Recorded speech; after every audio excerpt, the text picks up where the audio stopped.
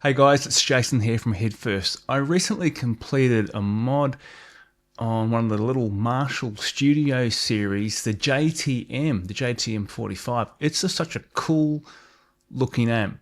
So in this video, I just want to take you through a couple of sections, right? We're going to have a very quick listen to the stock tones of this amp. All of this just recorded in my workshop with an iPhone, right? So we're not miking up or anything like that. We're just getting kind of genuine in the room tones. I want to talk a bit about on the bench. I want to talk about the differences between the ST and the SV20. So really that's a conversation about the differences between the JTM45 and the Super Lead as it pertains to V1, particularly the setup around the V1 tube.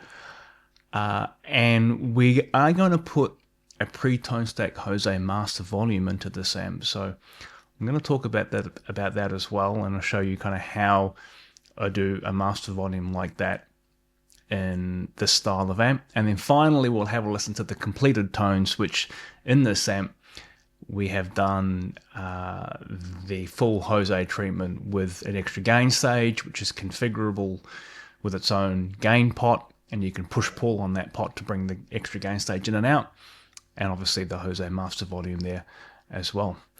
Stick around for the video. I hope you enjoy it, and I'll see you next time. It's a very clean platform, but it's a really good sounding clean amp. So I'm just in the treble channel here.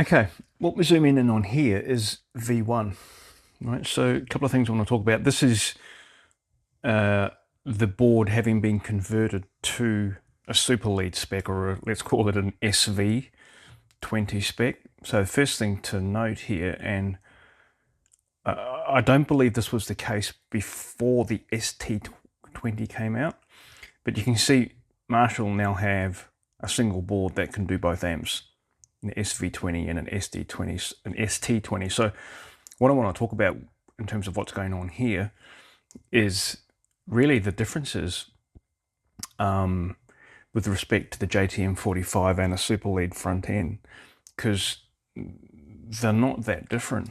Use this as an illustration of what the changes are to move one from the other, or back and forward from one to the other. So we have obviously two gain stages in a 12AX7, okay, or triodes as we call them. The normal channel in this amp is on this side, and the treble channel is on this side. So for each triode you need a plate resistor and a cathode resistor, and this is a 100k resistor, which is the plate for V1A. This is an 820 ohm resistor, which is the cathode resistor for V1A. Now in the JTM45 we have what is called a shared cathode. What that means is that both V1A and V1B, the two gain stages, hook into and share the same cathode resistor. It has a particular sound about it when you do that. Definitely sounds more vintage, not surprisingly, right? Because it's that style of circuit that gives rise to that vintage sound. Bit more kind of saggy, I would describe it as. Certainly not as aggressive, and it's got that kind of more relaxed JTM45 feel about it. You'll also see shared cathode setups on the Super Bass style spec amps, even in 100 watt, in the 100 watt mode. So let's talk about V1B for a second. That also has its own plate resistor, which is just 100k here. And now that this is in Plexi spec, let's call it, when I say Plexi, I mean 1987 or 1959 kind of spec Plexi. Here's the cathode resistor for that now, 2K7. Okay, And when I received this amp prior to modding it, that resistor was not in place. And as I said, because it was a JTM45, we have a shared cathode. So both sides were sharing this. And what Marshall have done, they've introduced it on here. There's two pads on here and it says L1, which is, I'm interpreting it as link 1, just right here. And so there was a small wire that connected those two pads. And all that's doing is connecting the two cathode pins of V1A and V1B together so that they can both share that single cathode resistor. So as part of this conversion to a plexi, we've broken that link and then given V1B its own cathode resistor here. Both cathode resistors have bypass caps. Okay, so in the normal channel we have this big guy over here, which is, I'm guessing it's 330 microfarad, I can't see. Yeah, 330 microfarad at 63 volts, which is what I'd expect. And then for the 2K7, which is, let's call it, that's the hot side, you know, this is the treble channel where all your gain is. We want a 0.68 microfarad bypass cap. So this little empty, well, it was empty, but this slot here, which is C32 on the printed circuit board, I've cleaned those holes out and we've put a 0.68 microfarad electrolytic cap in there. That's a 63 volt cap as well. And in the JTM45 we have output coupling capacitors on the output of the triodes. It's 0.022 for the normal channel, and it was, where this yellow cap is, it was a 0.022 or 22 nanofarad on the treble channel as well. So this is one of the other differences. In the super lead, you would normally see a 0.0022, which is 2.2 nanofarad, which gives you a much tighter channel, cuts some bass out, right, of the preamp, and gives you that kind of much more aggressive, tighter sounding channel than you would find in either a super bass or the JTM45. And this purple wire here, again, obviously that's something that I've added. I'm bridging the two grids. So the grid is the input, right? So each triode has 3 pins, guys. You probably already know this, but I'll just revisit it again briefly. You have a plate, a grid, and a cathode pin. Okay, and then on the other side, the plate, the grid, and the cathode over here. The 3 other pins that aren't really part of the gain stages, that's for the heaters or the filaments. Okay, so 9 pins altogether. So what I've done with the purple wire here is I'm bridging the channels, or internally jumping them, jump the channels, right, with a patch cable, because where this mod's going to end up is, obviously, I want these channels completely bridged. So we're going to have a quick listen to this now, because it's the front end of this is all now super lead, and I'm halfway through completing the full mod. And by half, I mean what I've installed in here is a José, a pre-tone stack José master volume.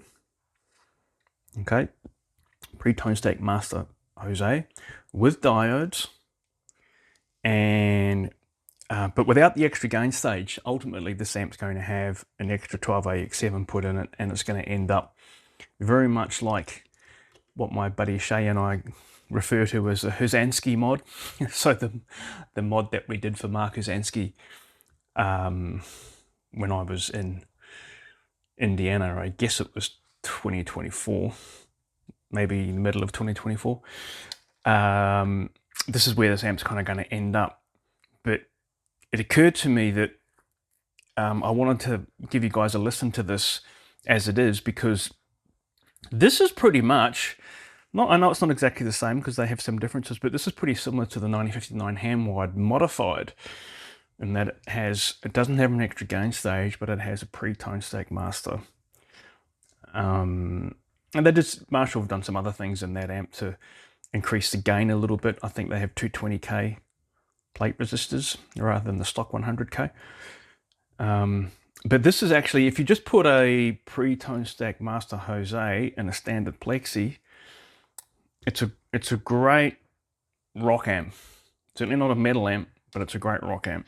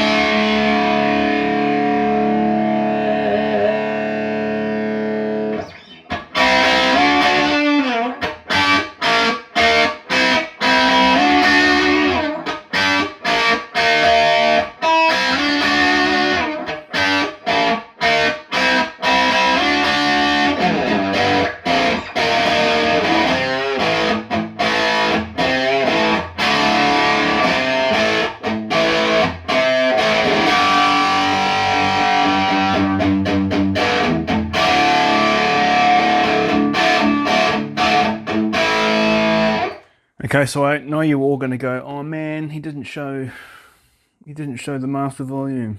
So I'm going to show you that. Probably showed you this before on this amp, but kind of doing the old Jose trick here. And by Jose I mean Jose Arredondo himself, where you pull the indicator light out of the amp, which is, you know, hanging free here at the moment, and install a volume pot. Okay, so 1 meg pot. You put it where the indicator light was, and you've got to drill another hole at the end of the chassis. So here's the power switch here. So on the other side of the power switch, just off shot, I will be drilling a hole in the front of the chassis, which is the worst job in the mod. But, you know, this is a classic Jose master volume setup. You've got to come off the top of the cathode for the 100k resistor at the cathode follower, which is this blue guy here. It's R27 on this amp. There's Jose schematics all over the internet, so I don't need to go through that in detail, but you come off that with a 10k resistor. You need to go through a coupling cap to get into the master, because you need that cap to block DC, right? If you measure the DC voltage at the top of the 100k here, it depends on the voltages in your amp, but it's going to be something like 150 to 200 volts DC, somewhere in that region.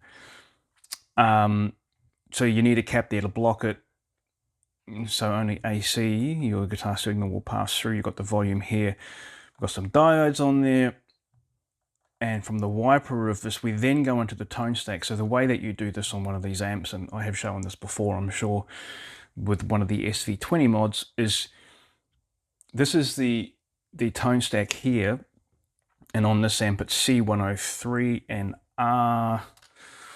R102, I think it is. I had to change these values, by the way, so see if I can just move this camera in there a little bit. So these values here in a JTM45 are 56k and 220 picofarad, and to move it to plexi spec I want 470 picofarad or 500 and 33k.